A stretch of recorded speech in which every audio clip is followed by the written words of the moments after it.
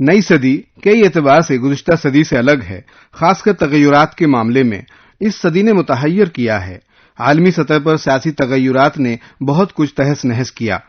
نئی صف بندی، نئے گروپ اور دوست دشمن وجود میں آ رہے ہیں۔ حیران کن تغیرات کی شروعات صدی کی ابتدا کے بہت سارے واقعات سے ہو رہی ہے۔ دوسری طرف اندرون ملک بھی طرح طرح کے عجیب و غریب واقعات کا سلسلہ ہے، جس نے نئی صدی میں ہندوستانی سماج کو خاصا متاثر کیا ہے۔ نئی صدی کی تیسری بڑی تبدیلی آئی ٹی سیکٹر کا انقلاب ہے۔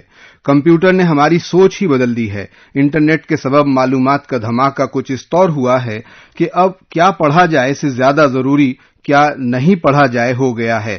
سوشل میڈیا، اشتہار کی نئی دنیا اور بازار میں بدلتے سماج نے ایک بالکل نیا منظرنامہ ہمارے سامنے پھیلا دیا ہے۔ ان تمام حالات میں نئی صدی بے شمار چیلنجز کے ساتھ ہمارے روبرو ہے۔ ایسے میں فکشن نگار کے لیے دو طرفہ مشکلات ہیں، ایک خود کے اور افسانے کے وجود کا تحفظ، دوسرے سماج کو نئی سمت دینا۔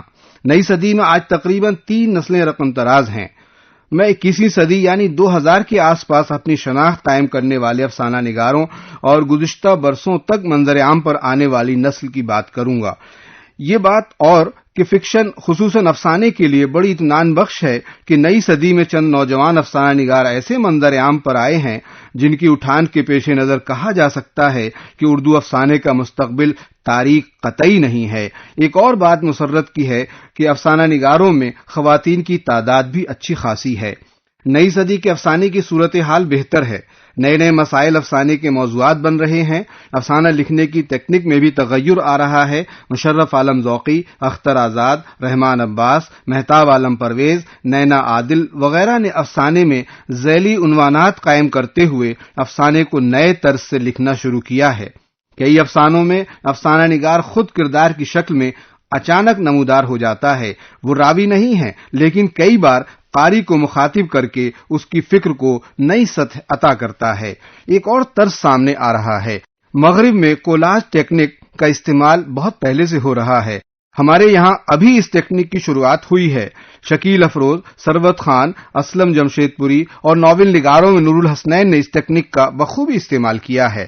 اس ٹیکنیک میں مختلف النوع واقعات اور چھوٹی موٹی کہانیوں کو اس طور ایک دھاگے میں پرویا جاتا ہے کہ الگ الگ واقعات اور قصے ہونے کے باوجود افسانے کے اختتام پر وحدت تاثر قائم رہتا ہے۔ جہاں تک موضوعات کا معاملہ ہے تو اس میں کوئی شک نہیں کہ اس صدی میں موضوعات کی بو قلمونی میں اضافہ ہی ہوا ہے۔ پرانے موضوعات نئے طرز سے لکھے جا رہے ہیں، نئے موضوعات طرح طرح سے سامنے آ رہے ہیں۔ گزشتہ صدی سے تانیثیت کی خاصی دھوم مچی ہوئی ہے۔ اس صدی میں شائستہ فاخری، ثروت خان، سلمہ صنم، لالی چودھری، رخشندہ روہی، تسنیم فاطمہ امروہوی، تبسم فاطمہ وغیرہ نے تانیثیت میں نئے پہلو واقعے ہیں۔ ان افسانہ نگاروں کے چند ایسے افسانوی نمونے ہیں جن میں آپ محسوس کریں گے کہ عورت اپنے حقوق کے تئیں نہ صرف بیدار ہو رہی ہے بلکہ وہ اپنی زندگی کا فیصلہ بھی خود کر رہی ہے اور تنہا زندگی گزارنے کو بھی ترجیح دے رہی ہے۔ ان افسانوں میں عورت کے لطیف جذبات کی عمدہ عکاسی بھی ہے اور مرد کے شانہ بشانہ چلتے ہوئے بعض اوقات تنہا سفر کرتے ہوئے عورت نہ صرف خود کے لیے میدان ہموار کر رہی ہے بلکہ مثال بھی ثابت ہو رہی ہے اور پورے معاشرے کو نئی سمت دینے کی طرف اقدام بھی کر رہی ہے۔ دہشت گردی آج ہندوستان ہی نہیں بلکہ پوری دنیا کا ایک سنگین مسئلہ بنا ہوا ہے۔ کہا جا سکتا ہے کہ ہماری ذہین اور نوجوان نسل کی پوری توانائی غلط سمت استعمال ہو رہی ہے۔ اگر یہی توانائی اپنے اپنے ملکوں کے تحفظ اور عالم انسانیت کی بقا و فروغ کے لیے صرف ہو تو امن و امان کا دورہ ہو۔ دہشت گردی کو موضوع بنا کر ادھر متعدد خوبصورت افسانے قلم بند ہوئے ہیں۔ گزشتہ 20-25 برسوں میں شائع ہونے والے ایسے افسانے ہیں کہ جن کی قرت جہاں ہمیں دہلا دیتی ہے وہیں سماجی تانے بانے کے کمزور ہوتے منظرنامے پر تشویش میں مبتلا کرتی ہے۔ ہم ادبا و شعراء پر دوہری ذمہ داری ہے کہ ہم اپنے سماجی تعلق کو از سر نو مضبوط کریں۔ رزق کی تلاش انسان کو دربدر کی ٹھوکریں کھلاتی ہے۔ رزق کی تلاش میں ہمارے لاکھوں نوجوان خلیجی ممالک، یورپ اور امریکہ کا سفر کرتے ہیں۔ متعدد اور بے شمار لوگ اپنے وطن سے دور ہوتے ہوئے اپنے وطن کی یاد کو مختلف طریقوں سے آباد رکھتے ہیں۔ خلیجی ممالک ہوں یا مغربی ممالک، وہاں کی زندگی یہاں سے قدرے مختلف ہے۔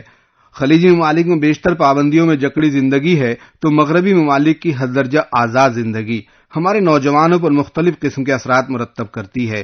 ہمارے بعض نوجوان عیش و عشرت کا شکار ہو کر وہاں کی زندگی میں رچ بس جاتے ہیں اور یہاں موجود اپنے رشتہ داروں سے لا تعلقی اختیار کر لیتے ہیں، جبکہ بعض نوجوان دن رات کی محنت کرتے کرتے پیسے کمانے کی مشین بن جاتے ہیں۔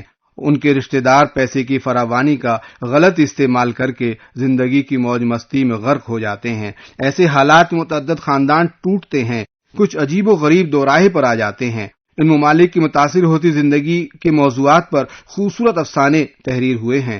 طور پر گیا ہوا شخص، سلما صنم، گھر لوٹ جانے کا تصور، یا الہی یہ جلسہ کہاں ہو رہا ہے، عذرا نقوی، کہاں ہے منزل، راہ تمنا، آرزو بھی حسرت تھی، رخشندہ روحی مہدی، مشین کا پرزہ، اسلم جمشید پوری، کسی نظر کو تیرا انتظار، وہ مہتاب عالم پرویز، پرانی دھرتی کا عذاب، اشتیاق سعید جیسے افسانے اس زمرے کے اچھے افسانے ہیں۔ ہمارے سماج میں زمانے قدیم سے ہی دو طبقے ہوتے آئے ہیں، غریب اور امیر۔ غریب بیچارہ ہمیشہ سے ہی زندگی کی آرائش و زیبائش سے محروم رہا ہے۔ وہ دن رات محنت کر کے امیروں کے محل بناتا ہے، ان کے لیے اناج اگاتا ہے، ان کے پہننے کے کپڑے تیار کرتا ہے اور خود روٹی کپڑا مکان ان سب سے محروم رہتا ہے۔ اردو افسانے میں ان مسائل کو پیش کیا جاتا رہا ہے۔ ادھر ہندی سے ایک چلن ہمارے یہاں بھی در آیا ہے، یعنی دلت کہانی۔ اردو میں پریم چند کو دلت کہانی کا موجد مانتے ہیں۔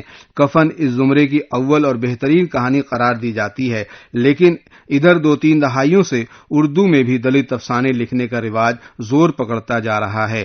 مشرف عالم ذوقی، سور باڑی، غضنفر، تانا بانا، مجیر احمد آزاد، ڈوم، مکڑیاں، ساجد رشید، بنتے مٹتے دائرے، اسلم جمشید پوری، میں دانا نہیں ہوں، انا کو آنے دو، تعفن، احمد صغیر، ایک کفن اور حل جوتا، اپنا خون، اشتیاق سعید، کوڑے والی، محمد حنیف خان کی مثالیں پیش کی جا سکتی ہیں۔ 21ویں صدی کو جہاں فکشن کی صدی کہا جا رہا ہے تو یہ کمپیوٹر اور آئی ٹی کی بھی صدی ہے۔ آج کے دور میں ہر شے برق رفتار ہو گئی ہے، موضوعات میں زبردست تبدیلی آئی ہے۔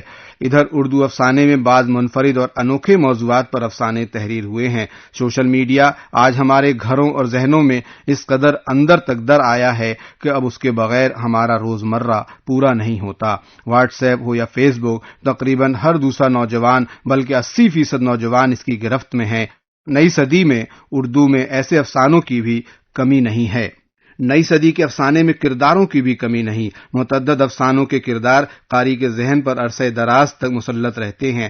اویناش امن کے افسانے خوف کی بڑھیا، تنویر اختر رومانی کے افسانے ببول کے چاچا رمضانی، شائستہ فاخری کا کردار کنور فتح علی، بشیر مالر کوٹلوی کا مولوی افضال ملک، اختر آزاد کا بابو لال، مہتاب عالم پرویز کا وہ، اسلم جمشید پوری کا لینڈرا، نگار عظیم کا کردار نازش، سلما صنم کا کردار میری، کچھ ایسے کردار ہیں جنہیں بعد میں بھی بہت زمانے تک یاد رکھا جائے گا۔ مذکورہ اعلیٰ گفتگو کے بعد یہ کہنا غلط نہ ہوگا کہ نئی صدی میں افسانے کی صورتحال مایوس کن قطعی نہیں ہے۔ اچھے افسانے تحریر ہو رہے ہیں، موضوعات کی بو قلمونی متاثر کر رہی ہے، دبے کچلے افراد، حاشیائی کردار اور مظلوم انسانوں کی آواز بلند ہو رہی ہے، کردار اساس افسانے بھی قلم بند ہو رہے ہیں اور افسانوں کا اسلوب بھی خاطر خواہ ہے۔